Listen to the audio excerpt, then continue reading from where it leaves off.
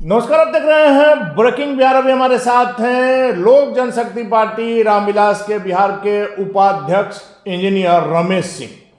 इन दिनों जिस प्रकार से एनडीए के गठबंधन में एक बार फिर से मांझी के बयान के बाद लग रहा है कि सब कुछ ठीक नहीं चल रहा है। मांझी ने जहां 2 सीटों की मांग की है, वहीं निर्दलीय मंत्री सुमित सिंह ने मांझी को कुपात्र तक कर दिया। इन तमाम विषयों पर लोजपा आर क्या सोचती है? रमेश जी, आपने मांझी जी का भी बयान सुना, 2 सीटों की मांग कर रहे हैं और मांझी जी अपनी मांगों के लिए माने भी जाते हैं। देखिए, मांग करना अपने हक का कोई भी मांग करता है।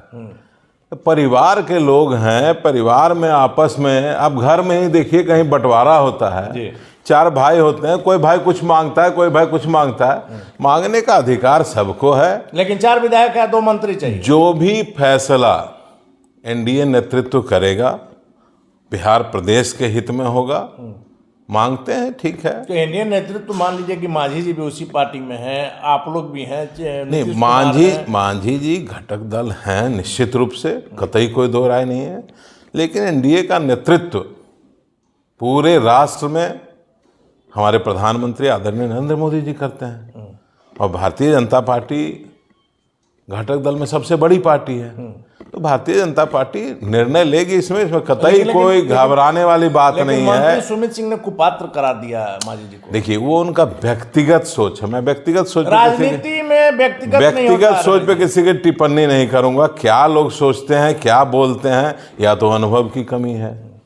जब आप कैमरा पर बोल रहे हैं किसी को कुपात्र, तो आपका व्यक्तिगत बात। कम उम्र में कुछ ज्यादा मिल जाने के बाद आदमी थोड़ा सा बड़बोलापन के तहत इस तरह की बातें कर देता है, लेकिन कतई अनुचित है। सुमित सिंह ये बिल्कुल अनुचित बात है। सुमित सिंह की बात जो है वह तो सही है।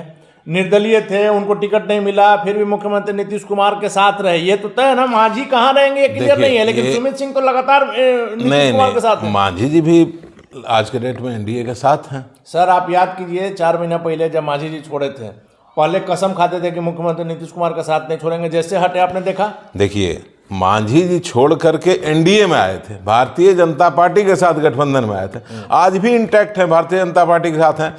नीतीश कुमार जी या जदयू एक एक्स्ट्रा घटक दल एनडीए में ऐड हो गया, तो इससे क्या फर्क पड़ता है? मांझी जी जहां आए थे वहीं इंटैक्ट है। चल रहे मांझी जी भाग गए। लेकिन सर, जब घटक दल आपस में एक दूसरे के विरोध की बातें करें तो निश्चित तौर पर लगता है कि कहीं ना कहीं गठबंधन में सब कुछ ठीक नहीं। कहीं कुछ भी ऐसा कोई गड़बड़ी नहीं है। गठबंधन पूरी तरह से इंटैक्ट है। मंत्रिमंडल का विस्तार क्यों नहीं हो रहा है? होगा मंत्रिमंडल, समय का इंतजार कीजिए, समय का इंतजार कीजिए, मंत्रिमंडल का विस्तार होगा। गठबंधन में सबसे कमजोर चिराग पासवान की पार्टी नजर आ रही है। क्यों भैया? आपको चिराग का कहीं कोई वैल्यू नहीं नजर आ रहा? नहीं, आप सबसे बड़ी बात, अब गठबंधन से थोड़ा दूर हटिए, बिहार की जनता की तरफ जाइए। बिहार की जनता में जो लोकप्रियता आदरणीय चिराग पासवान जी की है, आपने खुद देखे हैं। आप तो लोकतंत्र के चौथा स्तंभ हैं।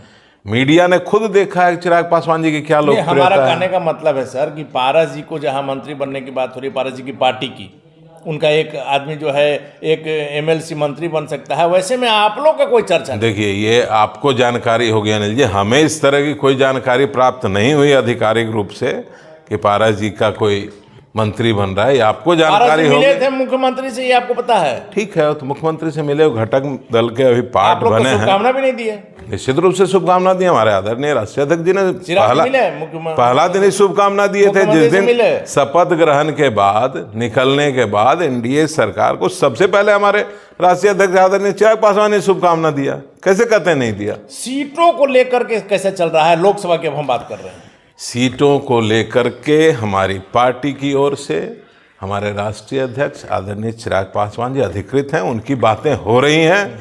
हम लोगों का वो अधिकार क्षेत्र से बाहर है। हमारा काम सिर्फ बिहार में अपनी पार्टी के संगठन को मजबूत करना है। हम उसमें लगे हुए हैं। सीटों का बंटवारा क्या होगा, कैसे होगा, राष्ट्रीय अध्यक्ष जी को मालूम है। संगठन की बात कर रहे हैं तो आपने जन संवाद जो हुआ था आपका नवादा में, आपने अपनी ताकत दिखाई थी। आप भी चाहते हैं कि कहीं ना कहीं से आप लोकसभा का चुनाव लड़ें। देखिए, वैसे में आपकी पार्टी में ही कई प्रतिद्वंदी हैं। कहा जा रहा है कि आप तो कम रहते भी हैं। नहीं, नवादा में जो कार्यक्रम हमने किया था हमने नहीं, हमारी पार्टी ने जो कार्यक्रम किया आपके था, नेतृत्व में उस हाँ, हमारे चूंकि मैं वहां का प्रभारी हूं, इसलिए मेरे नेतृत्व में हुआ था, लेकिन हमारी पार्टी ने जो कार्यक्रम किया था उसका एकमात्र मकसद था संगठन को मजबूत करना, घर घर तक आदरणीय चिराग पासवान जी के vision Bihar first, Bihari first को घर घर तक, दरवाजे दरवाजे तक पहुंचाने के संकल्प के आधार पर वो कार्यक्रम किया गया। लेकिन आप पर आरोप लग रहा है कि आप तो दिल्ली में रहते हैं, पटना में, नवादा में कब रहते हैं? अब ये तो मतलब बिल्कुल बेबुनियाद आरोप है, जो भी लगाते हैं मैं उनको भी जानता हूँ कैसे यहाँ तक पहुँचे हैं।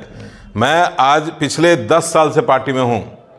पिछले 10 साल में यदि हमारी पार्टी के द्वारा 500 कार्यक्रम हुए होंगे, मैं निश्चित रूप से 475 कार्यक्रम में उपस्थित रहा और मेरी भागीदारी बढ़ चढ़ करके रही। अब किसी को नहीं दिखता है, वो चश्मा पहन लिए टीने का, तो इसमें मैं कुछ नहीं कर सकता। जहां तक हमने देखा है, अब पटना अगर आप आते हैं महीना में 20 दिन तो आप नवादा रहते हैं। निश्चित रूप से रहते हैं, वही मैं कह रहा हूं, जिसको नहीं दिखता है वो अपने टीन का चश्मा निकाल करके देखें। और भैया यहीं बैठ करके वो नवादा की खबर ले रहे हैं। अब भाई जा करके नवादा की खबर लीजिए ना, जा करके लीजिए, जिस प्रकार जा से करके हमने लीजिए, लिया था। कौन घूमता है नहीं घूमता। हाँ, जिस तरह से जा करके वहां लोगों से पूछिए ना, जिस प्रकार से हमने किया था, आपने देखा था। किसी के कहने और सुनने पे मेरे सेहत पे कोई फर्क नहीं पड़ता है। मैं पार्टी का एक मजबूत कार्यकर्ता हूँ, सिपाही हूँ। आदरणीय राष्ट्रीय अध्यक्ष जी के निर्देशानुसार जो भी निर्देश हमें मिलता है हम उसके अनुरूप काम करते हैं। अब किसको क्या सोचना है, कौन क्या सोचता है, कौन क्या बोलता है, यदि इस पे हम ध्यान देंगे तो मेरा ध्यान भटक जाएगा, फिर पार्टी के संगठन पे हम उतना ध्यान नहीं दे पाएंगे। इन्हीं सब बातों में ध्यान देते रहेंगे कि आप पूरे संगठन पर ध्यान दे रहे हैं। आप अगर टिकट मिलता है तो लड़ेंगे, नहीं मिलेगा तो नहीं लड़ेंगे, सब कुछ चिराग पासवान तय करेंगे। देखिए, टिकट मिलना, उम्मीदवार कौन होगा, सीटें कितनी मिलेगी, सीटें कौन सी होगी, ये बिल्कुल मेरे लेवल का क्वेश्चन ही नहीं। इसके लिए हमारे राष्ट्रीय अध्यक्ष आदरणीय चिराग पासवान जी अधिकृत हैं। वो जो भी निर्णय लेंगे, यदि मेरे ऊपर विश्वास करेंगे, मैं इतना जरूर कर सकता हूं, मैं भी उनके विश्वास पर खरा उतरूंगा। लेकिन जो भी निर्णय आदरणीय राष्ट्रीय अध्यक्ष जी लेंगे, हम लोग उनके साथ 100%, 0.001% भी कोई शक सुविधा कहीं नहीं है। 100% उनके निर्णय के साथ हम लोग खड़े थे, खड़े हैं, आगे भी खड़े रहेंगे। चलिए रमेश जी, आखिरी सवाल है। सीटों को लेकर के कहा जा रहा है कि जब से मुख्यमंत्री नीतीश कुमार एनडीए में वापस आए हैं, आप लोग की सीटें घट सकती है। हाजीपुर से लेकर के 6 सीटें जो आप लोग मांग कर रहे हैं, उसमें आपको कमी आ सकती है। 3 से 4 सीट पर चिराग पासवान लड़ेंगे। पता नहीं ये कयास कहाँ से लगाए जा रहे हैं, किनके द्वारा ये बोला गया। हमारे राष्ट्रीय अध्यक्ष जी ने तो कभी ऐसा कहा नहीं। उनकी बातें हो रही है, कितनी सीटें मिलेगी, क्या होगी, किसी से उन्होंने तो कहा नहीं जी। तो फिर कैसे लोग कयास लगा रहे हैं? कयास वैसे ही लगता है जैसे मुख्यमंत्री नीतीश कुमार का हम लोग लगाते थे कि वापस आए। अब देखिए, अब आप लोग किस सूत्र के आधार पर कयास लगाते हैं कहना मेरे लिए थोड़ा कठिन है। मैं इतना जानता हूं कि जो हमारे पार्टी का कद था उससे बेहतर ही कद रहेगा। हमारी पार्टी जिस मजबूती के साथ पिछले 2019 में लोकसभा चुनाव लड़ी थी, आज के डेट में संगठन उससे कई गुना ज़्यादा मजबूत है। आदरणीय राष्ट्रीय अध्यक्ष जी पिछले 3-4 सालों में मुझे नहीं लगता है कि कभी लगातार वो 8 घंटा 6 घंटा सोए होंगे। हमारे राष्ट्रीय अध्यक्ष जी सिर्फ 4 घंटे सोते हैं, 20 घंटे बिहार और बिहारियों के हित की बात सोचते हैं, किस तरह से बिहार विकास करेगा। पासवान को हाजीपुर को लेकर के एक कंफ्यूजन का माहौल हो गया है कि चाचा की, चूंकि चाचा का भी दावा है और चिराग पासवान का नहीं, इसमें तो कई बार प्रेस कॉन्फ्रेंस में भी हमारे, आपने तो 16 जनवरी को मन से हमारे राष्ट्रीय अध्यक्ष जी ने घोषणा कर दिया है भाई हाजीपुर में कोई ऑप्शन ही नहीं है।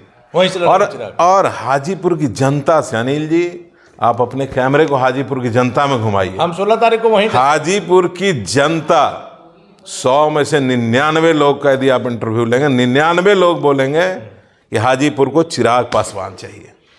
चलिए, तो ये थे हमारे साथ इंजीनियर रमेश सिंह। हाजीपुर को चिराग पासवान चाहिए, सीटों को लेकर के कहीं कोई दिक्कत नहीं है। और एनडीए में जो मांझी के बयान से या मंत्री सुमित सिंह के बयान से जिस प्रकार की असहज स्थिति हुई है, रमेश सिंह का कहना है कि सब कुछ ठीक है। और सबसे बड़ा जो बात है कि रमेश सिंह पर जो ये आरोप लगता है कि नवादा में नहीं रहते हैं, दिल्ली में रहते हैं, तो मैं व्यक्तिगत तौर पर इस बात को जानता हूं कि अगर ये आते हैं तो महीना में 20 दिन सिर्फ नवादा में रहते हैं और रमेश सिंह की लोकप्रियता जो जन संवाद कार्यक्रम था उसमें भी नजर आई। लगातार बने हुए हैं नवादा में सक्रिय संगठन को मजबूत करने के लिए। वैसे में चिराग पासवान क्या निर्णय लेते हैं यह देखना महत्वपूर्ण है, लेकिन चिराग पासवान को हाजीपुर से निश्चित तौर पर लड़ना है। जिस प्रकार से पारस जी की पार्टी के द्वारा दावा किया जा रहा है, चिराग पासवान ने 16 जनवरी को यह घोषणा कर दिया था और रमेश सिंह ने भी इसकी पुष्टि की है कि किसी भी स्थिति में चिराग पासवान ही एनडीए के प्रत्याशी होंगे हाजीपुर से। वैसे में रमेश सिंह के दावे में क्या सच्चाई वक्त बताएगा। फिलहाल बने रहे ब्रेकिंग व्याख्या।